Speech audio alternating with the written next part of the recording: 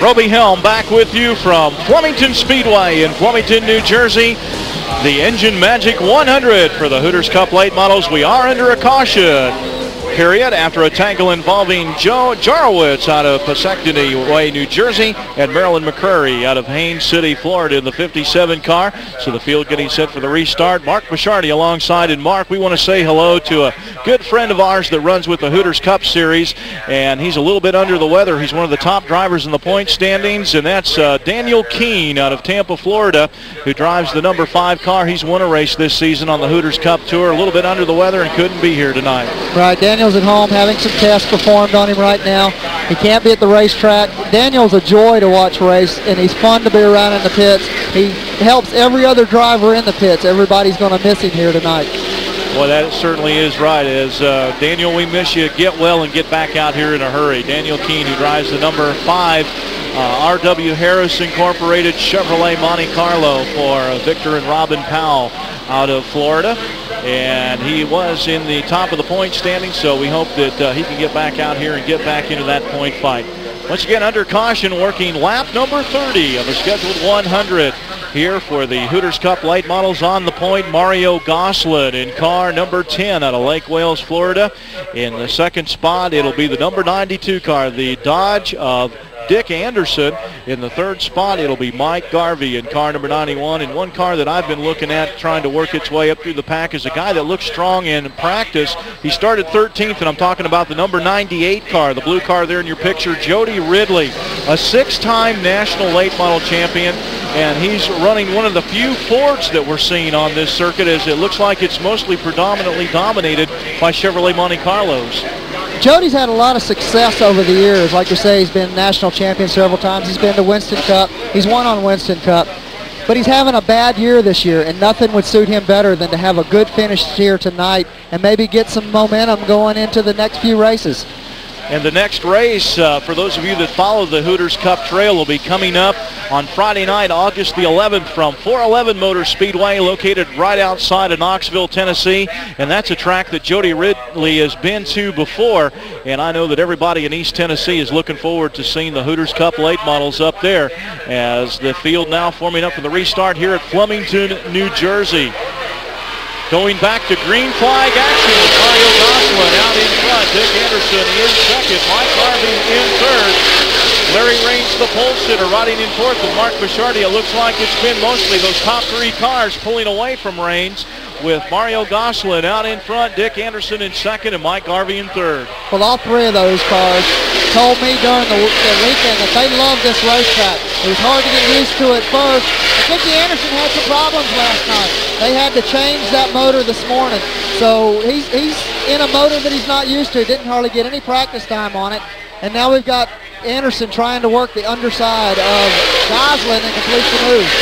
He had been looking for an opportunity where Goslin looked like, with cold tires, his car pushing up on the high side. As we've got caution on the speedway, a big pileup in turn number 3 in the short chute between turns 3 and 4. And the 06 car up on top of the 11 car. Looks like we've got about 5 cars involved up there, Mark. Well, that's a bad scene for the locals. There's 5 of those cars are all local drivers. They all expected to go. We're going to go to replay now. This ought to be exciting. Boy, it's sure one of those cars involved, the 06 car, and we've got the 35 car. Here we go. We've got it. We got it in instant replay. It looks like the 11 car got loose. It takes everybody with him. The 10 car, the 9 car, and we'll see the foam in action right here. Bill Tinsman in the 11 car. Then the 9 car of Charlie Thon Jr. And there's the 06 car. No place to go as he went up over the top. Now the 26 car also getting a piece of that action.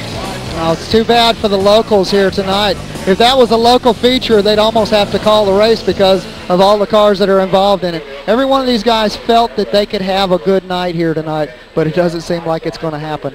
One thing we saw in that it looked like one car was trying to get to the inside of the 11 car, and you were talking about with these 2-barrel carburetors, they prefer the outside groove. Right, they like to float the car up to the corners to keep their foot in the throttle. They told me that if they have to let out more than they're used to, as if coming up behind another car and having to back off, they lose all the momentum, and it takes 2 to 3 laps to get the momentum back. So it was unusual to see one of the locals trying to go underneath of another car. Don Davis Jr. out of Gainesville, Georgia, also involved in that. So looked like they had a little Southern hospitality mixed in there with the local guys. And he came out on top, literally. Yeah, there you see the wrecker lifting up Davis's car, the 06 car, as that car is sitting on top of the number 11 machine. And we see a lot of drivers standing around the wreck, just standing looking. So they all must be all right. You love to see that. Bill Tinsman, the driver of the 11 car out of Frenchtown, New Jersey, involved in that. We also had the 110 car involved, Russ France out of Copley, Pennsylvania. So that's just some of the drivers involved in that massive tangle up in the short chute between 3 and 4. We're going to take another break, and we'll be right back with more from Flemington, New Jersey.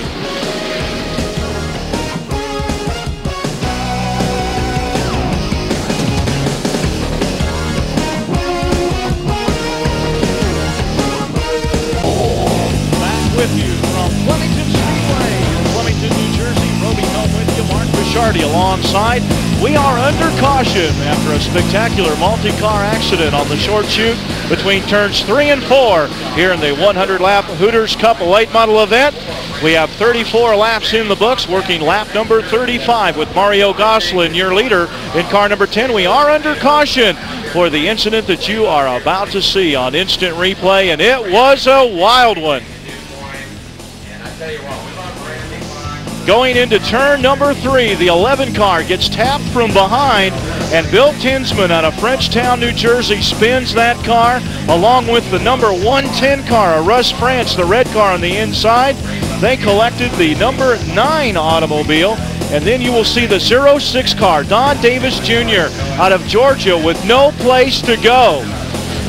And Davis comes into the 2 cars spinning in front of him, and he goes up and over everybody. And Mark Bishardi, as you said, he ended up on top of that deal. Right, and what's amazing, some of these cars that were in this wreck are back out on the racetrack. The 9 car is back out. There you see one of your point leaders here locally, number 35, Clyde Cox, involved in it. The locals took a beating in that crash. Well, they sure did. And Cox just ran out of room as he was trying to get between the 11 and the 110 car, and just ran out of room. So when they come back around this time, Tony Boswell will give them the signal with a furled green flag, 1 lap to go.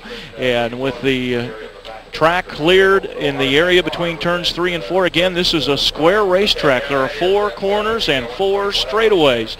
So Mario Gosselin, your race leader in car number 10. Another outstanding run for this young driver. He's the defending champion of the United Stock Car Alliance Series down in Florida. And this year is pretty much his first year of running nationally with the Hooters Cup Series.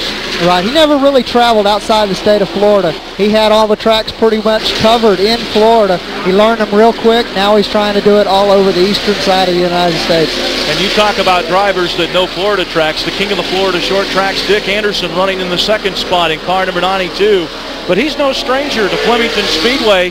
He raced here in a modified when the track was dirt before they paved it in 1992. He says it's been 25 years since he's been to this racetrack, but he has some fond memories of coming up here and racing on the dirt.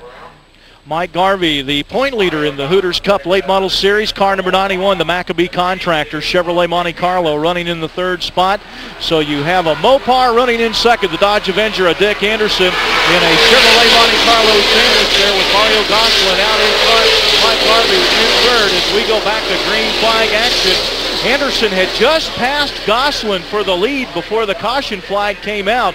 And in a situation like we had in the Formula Cup race earlier this evening, they go back to the last completed lap for scoring purposes.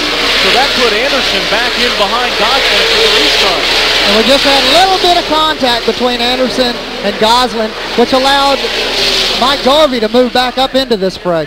And Anderson again trying to work that inside groove. He's got the nose of the Avenger underneath Gosselin. Gosselin gets a push up on the high side, and it looks like Garvey's going to try to work underneath as well. Right, he's caught up high. The car's pushing. The car does not like the racetrack up there, and he just pushes out of the way. Now he's back in 3rd in 1 lap.